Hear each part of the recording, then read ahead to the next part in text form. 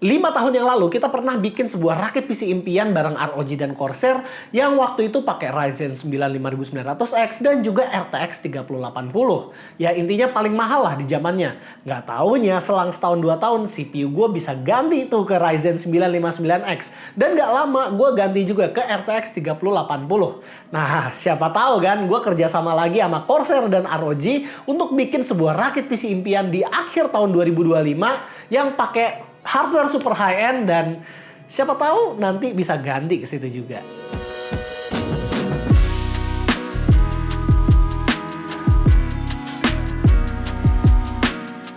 Kita mulai dari CPU-nya dulu. Jadi ini adalah prosesor desktop consumer yang paling kenceng sampai saat video ini dibuat. 9950X3D ini punya 16 core 32 thread dengan arsitektur Zen 5 yang paling gacor di kelasannya. Bahkan Core Ultra 9 285K aja masih susah buat nyaingin prosesor satu ini.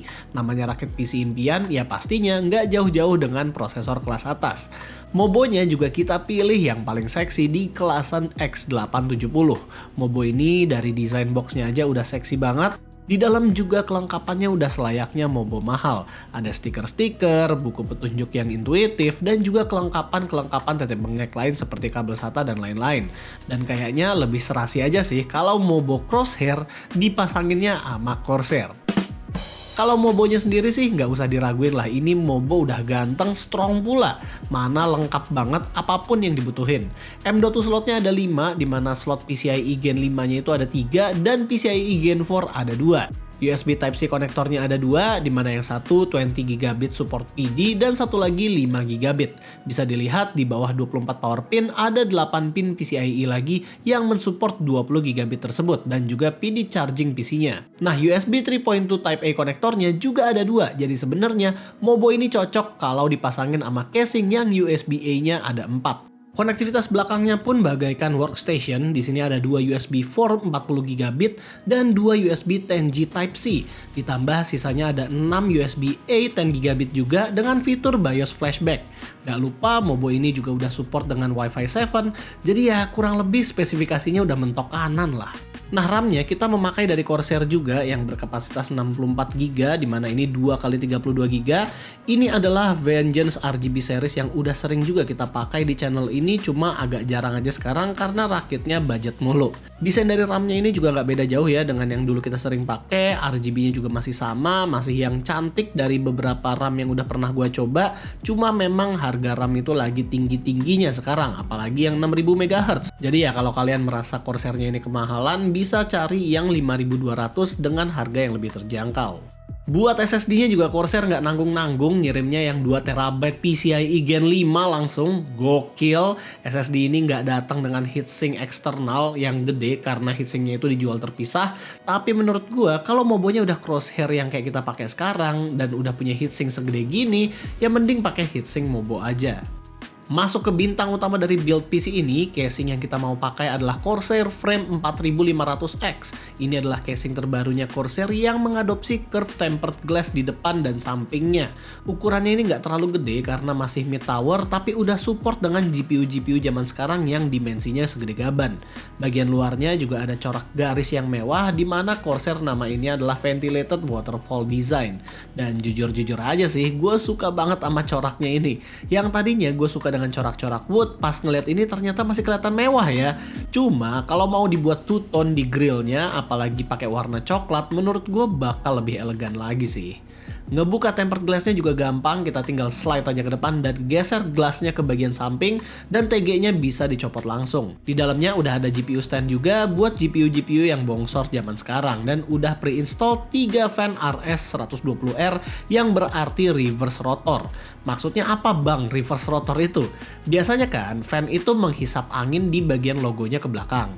Tapi karena bakal jelek apabila kita lihatnya adalah pantat dari fan, jadi kipas ini reverse rotor yang sebenarnya dia itu menghisap angin dari luar ke dalam PC alias berlawanan arus dengan fan mainstream. Dan karena udah ada 3 fan intake, maka kita pakai cooler CPU-nya itu sebagai exhaust juga. Ini adalah Corsair Nautilus 360 LCD. Corsair membuat water cooler yang punya performa tinggi tapi juga noise-nya itu minim banget. Di sini kita nggak pakai fan RGB alias fan-nya itu biasa aja, tapi water block-nya itu sudah LCD seperti water cooler kekinian.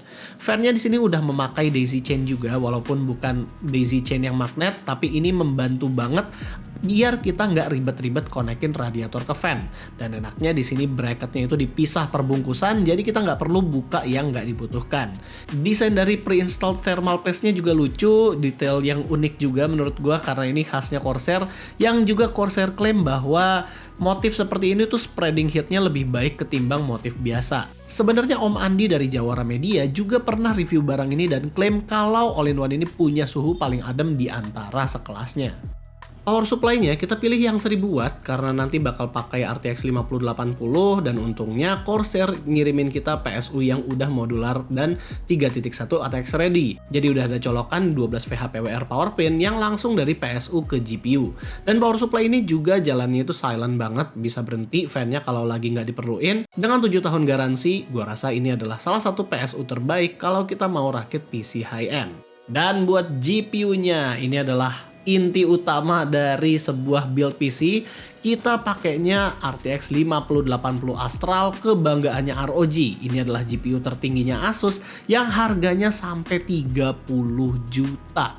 Seperti biasa, ini GPU Sultan yang memang gede banget tapi juga performanya gila banget. Kita udah pernah review GPU ini, jadi kalian bisa lihat aja reviewnya di cards di atas. Karena ini adalah PC high-end yang kabelnya biasanya banyak, casing ini termasuk yang agak sulit ya ngeluarin kabel dari bagian belakang, apalagi yang 24 power pin-nya itu mesti belok-belok. Bagian mobonya sih udah lengkap ya konektivitasnya, dan entah kenapa saat konektor di bawah 24 pin-nya itu nggak kita colok, komputernya malah nggak mau booting. Jalur kabel yang ada di casingnya juga terbatas banget, jadi kita mesti pinter-pinter buat ngakalin kabelnya biar cukup di bagian belakang. Tapi setelah jadi, bisa diakuin kalau PC-nya ini ganteng abis. RGB-nya Corsair tuh emang nggak pernah ngecewain, apalagi kalau kita udah install iQ. Ada banyak banget efek yang bahkan bisa di-sync dengan Armoury Crate. LCD yang ada di all-in-one-nya juga banyak pilihan displaynya, bahkan lebih banyak opsinya ketimbang yang ada di NZXT. Dan untungnya, USB-C yang ada di front panel casing Corsair ini bisa ngikutin protokol default dari motherboardnya, yaitu USB 3.2 Gen 2 X2 alias sudah 20 GB, dan PD bahkan bisa sampai ngecas handheld PC. Performa dari PC yang harganya udah lebih dari 75 juta ini pastinya juga nggak mengecewakan. Di Cinebench aja kelihatan kalau Ryzen 9 9950X3D ini adalah yang paling kenceng di antara sekelasnya yang lain. 3D Mark-nya juga nampilin kalau GPU-nya adalah GPU flagship yang mahal punya. Export video 4K yang kita biasa tes aja nggak nyampe 3 menit, dan bahkan Blender Barbershop juga cuma makan waktu 43 detik di Optix. Sudah nggak diragukan lagi kalau PC rakitan kita kali ini bisa ngelibas game AAA kelas atas di resolusi 4K. Kalau di Cyberpunk dia bisa mainin di settingan Ray Tracing Ultra, bahkan tanpa frame gain masih dapat 60 fps juga, dan kalau udah frame gain itu sampai ratusan. Doom The Dark Ages juga kita bisa nyalain path tracing, tapi harus dengan frame gain baru bisa playable. Kalau nggak mau pakai path tracing, frame rate-nya bisa lebih stabil tanpa frame gain sekalipun. Indiana Jones juga bisa dapat 185 fps di setting mentok kanan asal ngidupin frame gain kali 2. Dan Spider-Man bahkan bisa dapat 200 fps dengan frame gain. Ya nggak heran sih kalau PC-nya ini bisa kenceng banget, toh juga harganya udah fantastis. Tapi gimana dengan suhunya? Kita mulai dari CPU-nya dulu, ternyata Corsair Nautilus 360 ini masih bisa ngademin CPU monster ini, bahkan cuma spike di 74 derajat aja. Stabilnya sih ada di sekitar 64-70 derajat lah. Gila juga ya, mengingat kalau kita lagi pakai CPU yang paling kenceng dan narik dayanya tuh bisa mentok di 150 watt. Berbalik ke GPU-nya, dia cuma nyentuh antara 60-64 derajat Celcius dengan narik daya sampai 320 watt. Jadi total penarikan daya PC ini bisa sampai 640 watt saat gaming, sementara saat idle ada di sekitar 130 watt. Ya pastiin aja kalau kalian mau ngerakit PC dengan spek seperti ini, jadilah sahabat PLN. Jadi total harga dari PC yang kali ini kita rakit ada di 76-77 juta rupiah. Sebuah harga yang fantastis buat orang yang hanya ingin main game 4K doang.